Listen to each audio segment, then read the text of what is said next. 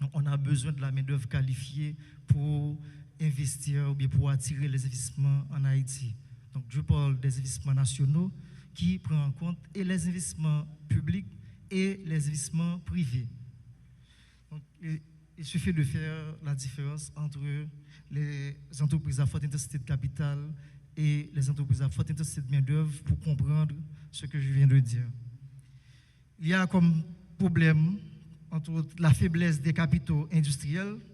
Donc, nous savons que nos capitaux industriels sont diversifiés, malheureusement de petite taille, et alimentent des réseaux commerciaux familiers. Il y a la défaillance institutionnelle. Donc, il y a une rupture au niveau de la chaîne de commandement. Donc, je vais parler tout à l'heure. On va voir ensemble le rôle des organes de contrôle, des organes nationaux de contrôle dans la chaîne pénale. On va parler de 5 types d'institutions. Premièrement, les institutions administratives. On peut citer l'unité de lutte contre la corruption, qui a pour rôle d'auditer, de recueillir, d'analyser les documents de l'administration publique, de faire des enquêtes et d'acheminer les dossiers au parquet de la République.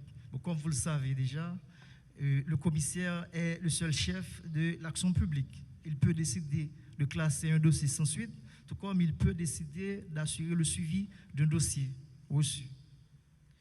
On a l'UCREF, l'unité centrale des renseignements financiers, qui se renseigne sur les activités financières du soupçonné. Donc, le soupçonné peut être une personne physique ou morale et conclut ou non à des possibilités de blanchiment de capitaux. Le CREF transmet ses rapports d'analyse financière au parquet à toutes fins utiles. Il y a la CNMP, Commission nationale des marchés publics, qui a pour mission de réguler et de contrôler les marchés publics. Il y a l'IGF, l'Inspection générale des finances, qui joue un rôle d'audit au niveau des institutions publiques.